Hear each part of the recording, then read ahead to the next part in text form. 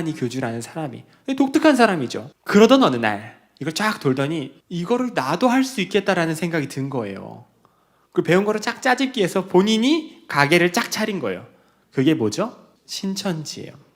신천지. 저게 정식 명칭입니다. 걔네들이 만든 찬송가가 있는데요. 그 가사를 보면 이런 가사가 있어요. 오늘 나신 만이와 함께 찬양하며 경배하자. 그러니까 7개월 동안 교육을 거친 사람만 받아주는 거예요. 교회 잘 다니던 사람 데려다가 신천지 예배당에 집어넣으면 오늘 나신 만이와 함께 찬양하며 경배하자 이러면은 이 사람이 뭐야 나가버리죠. 저게 너무 심해서 막 방송국에 제보하고 막 방송에 나왔어요. 만이왕을 찬양하는 집단 그래가지고 신천지 욕 막 잔뜩 먹고 자기들도 창피했겠죠. 지금은 저거 부르지 않습니다. 저거 작사한 사람은 징계받았어요. 자기 딴에 충성으로 했을 텐데 이건 최후의 만찬. 위에 그림은 유명한 그림이에요. 레오나르도 다빈치가 그린. 밑에 사진은 처음 봤을 거예요. 흰 양복을 입고 지금 예수님 자리에 앉아있는 사람이 누구예요? 이만희 교주예요. 옆에 12명의 정장 입은 사람은요 12제자, 정확히 말하면 12지파장. 신천지는 대한민국 전국을 12구획으로 나눠서 관리해요. 그 구획이 다 지파예요. 12지파. 한 지파 내에 적으면 수천에서 많으면 수만 명, 이 합쳐져서 20만인 거예요. 즉 신천지 최고 권력자 13명입니다. 저 사람들이 지금 위에 그림하고 자세까지 똑같게 사진을 찍으려고 얼마나 연습을 했겠어요. 웃음이 나는 이유는 유치해서 보기에 이게 왜 저런 짓을 할까요? 이게 막 수만 명이 와 숭배하니까 진짜 뭐라도 된 것 같은 거예요. 그 상태에서 막 이제 사진을 찍는 거죠. 이거 12지파 사진이에요. 이건 백마 탄 이만희 교주예요. 왜 백마를 탔냐면 요한계시록 19장 11절을 보면 예수님께서 백마 타고 오신다는 내용이 있어요. 그래서 백마를 탄 거예요. 이거 신천지에서 크리스마스 카드로 팔았습니다. 얼마나 잘 팔렸는데요. 자, 지금까지 몇 가지 유치한 사진들을 보여드렸는데 저희들이 지금까지 경험해온 신천지의 이미지가 저랬던 거예요. 이런 거 인터넷으로 얼마든지 볼 수 있어요. 그러니까 사람들이 저런 걸 보고 뭐라 그러냐면 야 저런 거 믿고 빠지냐? 바보 아니야? 뭘 좋아하는 사람이 그런 데 갔다 이렇게 되는 거예요. 이해가 안 되는 거예요. 당연하죠. 제가 봐도 사진이 이상해요. 그런데요. 왜 그렇게 사람들이 한 달에 2,000명씩 빠지냐면 교리가 뛰어나서는 아니에요. 교리는 그저 그런데 사람이 만든 교리라 오류가 많은데도 불구하고 사람들이 빠지는 이유는 전도법을 무서울 정도로 개발해놨어요. 일반적인 전도법을 사용하지 않아요. 여러분 다른 이단들은 자기 정체를 드러내고 전도해요. 여호와의 증인 길에 서 있죠. 책꽂이 같은 거 세워놓고 하나님의 교회 배를 두드려요. 띵동 어머니 하나님 믿으세요 이래요. 자기들 정체를 드러내요. 이 사람들은. 신천지는 진화된 바이러스예요. 돌연변이 바이러스예요. 신천지라는 사실을 드러내지 않고 전도해요. 그래서 사용한 아이템이 수백 개인데 뭐 기타 치다가 빠지고 미술 공부하다 빠지고 네일 아트 하다가 영어 공부하다가 뭐 마술하다가 수지침, 요가, 뭐 색소폰 연주, 마사지, 뭐 영어 뭐 수백 개가 동원돼요. 그걸 계속 개발해요. 그 과정에서 빠지는 사람들이 여기가 신천지인 줄을 몰라요. 모르고 친해지고 이렇게 와호 공부하다가 같이 뭐 성경도 읽어보재요. 우리 성경이나 읽어볼까? 처음에는 뭐 성경 읽고 기도하고 끝나고 맞춰요. 뭐 배우지 않아요. 재밌어요.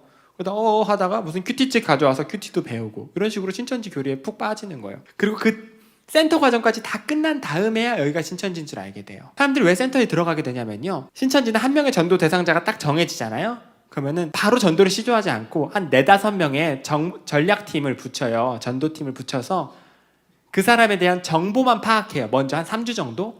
그 사람이 뭘 좋아하는지, 뭘 싫어하는지, 고민은 있는지, 교회는 어딜 다니는지, 가족은 몇 명인지, 현재 상태는 어떤지 전략을 다 짜요. A4 용지 앞뒷면을 꽉 차게 적어요.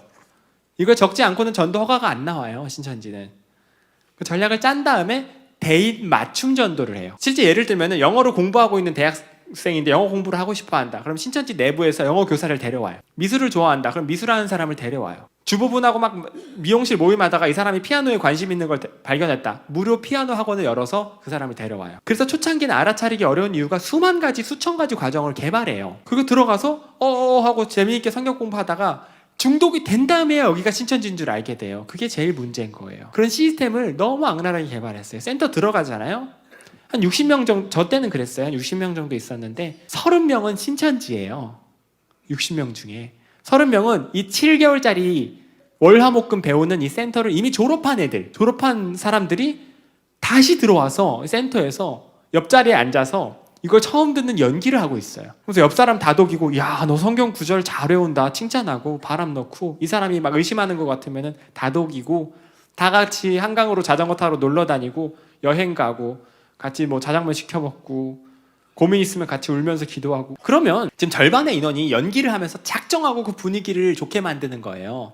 분위기가 어떨까요? 그 센터 분위기가 생각보다 되게 좋아요. 무슨 신앙의 황금기가 온 것 같아요. 당하고 있는 호구 30명은 기분이 너무 좋아요. 매일 와서 같이 성경 읽고 기도하고 그러는데 막 신앙이 회복되는 것 같고, 그러다가 푹 빠지는 거예요. 이런 걔네들이 사용하는 멘트나 어떤 접근법 이런 것들도 다 훈련을 받아요. 신천지에서. 교리는 뛰어나지 않은데 이런 전도법을 10년에 걸쳐서 개발했어요. 그러니까 사람들이 빠지는 거예요. 이거는 무시할 게 못 돼요.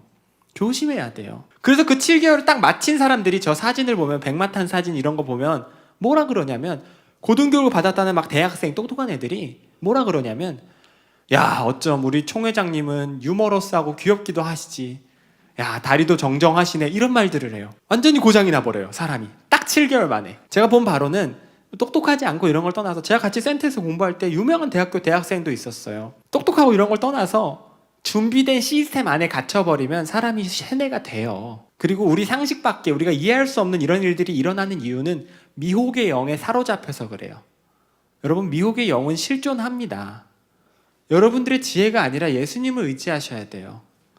똑똑하다 하는 사람들도 그냥 빠질 수 있다는 거예요. 그걸 개발한 사람들이니까. 문제가 뭐냐면, 교주란 교주마다 백마를 탔다는 거예요. 너도 나도 한 번씩 타본 백마. 제가 이 사진을 처음 봤을 때가 제가 이제 신천지를 탈퇴한 날이었어요.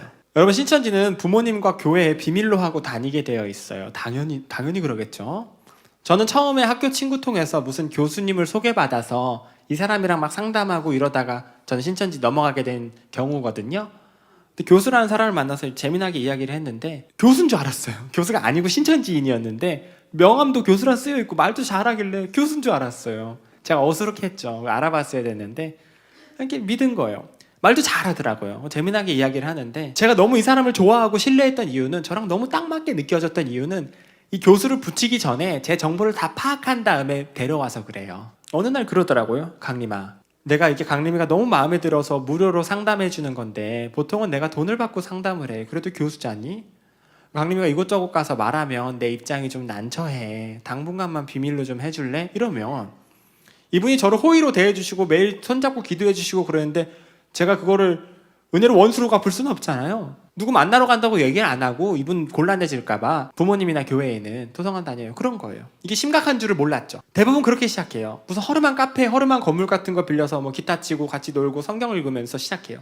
우리가 돈이 없어서 잠깐 여기 건물을 불법적으로 빌렸는데 여기저기 가서 말하면 우리 쫓겨나, 난처해, 이렇게 부탁을 하면, 특히 착한 기독교인들은 아, 내가 이걸 말하면 이 사람들 난처해지는구나 싶어서 어디 가서 말을 안 해요. 교회 밖에서 성경 공부를 시작했다는 사실 자체를. 그래서 지금도 수많은 사람들이 막 신천지로 덜컥덜컥 빠지는데, 교회와 가정에서 초창기에 도와줄 시기를 놓쳐요. 그리고 나중에 알았을 때는 너무 늦었죠. 저도 그렇게 공부했어요. 공부하다가 몇 개월 이상 배운 다음에야 여기가 신천지라고 말하는 거예요, 이 사람들이. 너무 놀랐죠, 저는. 너무 놀랐죠. 근데 여기서 박차고 나와야 되잖아요. 왜 못 나오냐? 여러분, 신천지는 교리상 한 번 신천지에 들어갔다가 탈퇴하잖아요. 8번 이상 연속으로 결석해도 제적돼요. 탈퇴하거나 제발로 나가거나 제적되면은 다시는 안 받아줘요. 즉 영원히 지옥 간다고 가르쳐요. 그래서 탈퇴하면 다시는 안 받아준다. 나중에 두드리면서 열어주소서 해도 내가 너를 모른다. 그러면 물론 신천지가 믿어지진 않아요. 몇 개월 배워놓고 그냥 사람들이 착하네, 말이 그럴듯하네, 이 정도. 이걸 내가 부모님께 말씀을 드리면, 혹은 목사님께 말씀을 드리면, 어우, 그런 데를 갔어, 조심하지 그랬어, 지켜주시죠. 거기 못 가게 막으시죠. 이 사람들하고는 끝장이에요, 신천지하고는. 그래도 되나? 라는 생각이 그만큼 들어요. 나가면 기회가 없다 그러니까. 사람들이 착하다 보니까 혹시 억분의 하나라도, 조분의 하나라도 구원의 문이면 어떡하지? 라는 생각. 내가 사랑하는 우리 가족들까지 구원하게 된 역할을 감당하게 된 거면 어떡하지? 라는 생각이 야만큼 들어요. 이것 때문에 절대 말을 못해요, 이 사람이. 일생일대의 고민에 빠져요. 이걸 어떻게 하면 좋지? 내가 알던 신천지랑 다른 거예요, 사람들이. 물론 신천지 7개월 마치고 입교하면은 막 전도 못한다고 벌금 내고 얼차려 받고 쥐잡듯이 잡는데, 센터 때는 너무 잘해주니까. 고민하다가 내리는 결론이 똑같아요. 더 드러나 보자 하고 다시 들어가서 쑥 빠지는 거예요.